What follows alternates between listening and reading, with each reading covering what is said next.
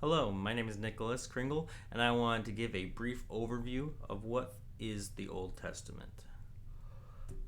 The Old Testament consists of 39 books, which in Hebrew is called the Tanakh, which is an acronym which stands for Torah, Nevi'im, and Ketuvim. Torah, the first 5 books of the Bible, or the Pentateuch, or the Law, are also known as the Book of Moses, consists of Genesis, Exodus, Leviticus, Numbers, and Deuteronomy. The next part, called the Nevi'im, is the former and latter prophets. The former prophets are Joshua, Judges, 1st and 2nd Samuel, 1st and 2nd Kings, and then the latter prophets are the 3 major prophets, which is Isaiah, Jeremiah, and Ezekiel. And then you have the 13 minor prophets after that. The prophets talk about the failures of Israel, and they also prophesy of the new world to come and of the coming Messiah. The Ketuvim, the writings, consists of the books of poetry, books of history, and the books of wisdom. The Old Testament also lays out the original plan for us and the world.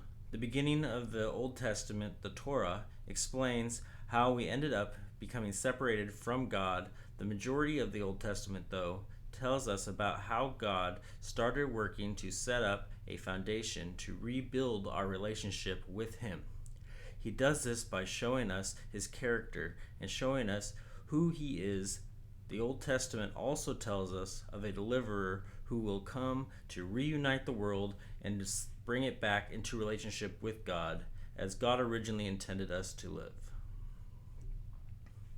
So the beginning of the Bible, which is called Genesis, starts with telling us about how God designed the world to look exactly like He wanted, with everything living in perfect harmony.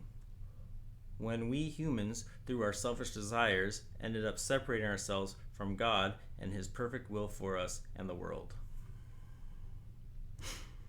After man separated himself from God's perfect will for them, God left man to their own governance, and the world ended up becoming perverse, self-satisfying, and only thinking evil all the time.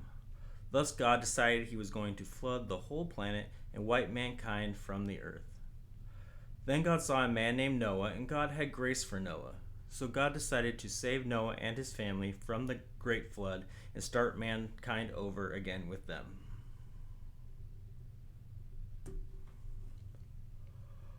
After that, God once again leaves man to govern themselves, and humanity decides to build a giant tower to heaven so that people will not spread across the whole earth.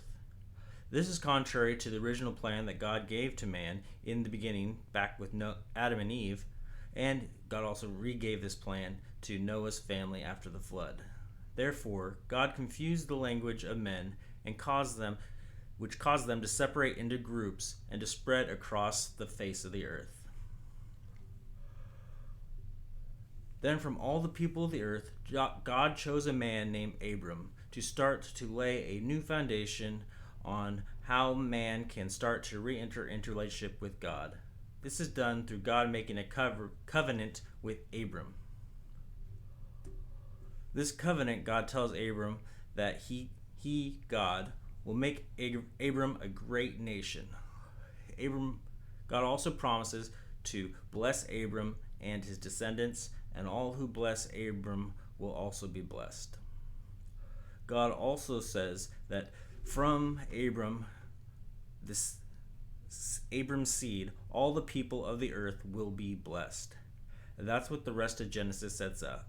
The beginning of the path to get back into communion with God. And that ends with Israel once again separating themselves from God. This setup is in many ways a continual pattern that we see throughout the Old Testament.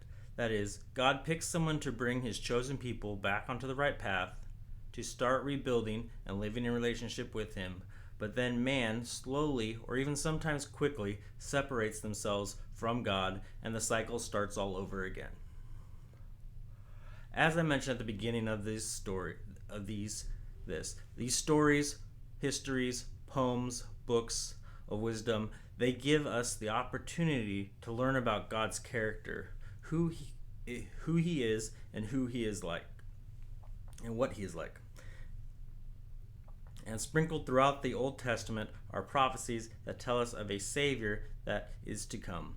This Savior will conquer death and give us the opportunity to come back into personal relationship with God, just like at the beginning of the Bible, which is what God wanted all along. Thank you.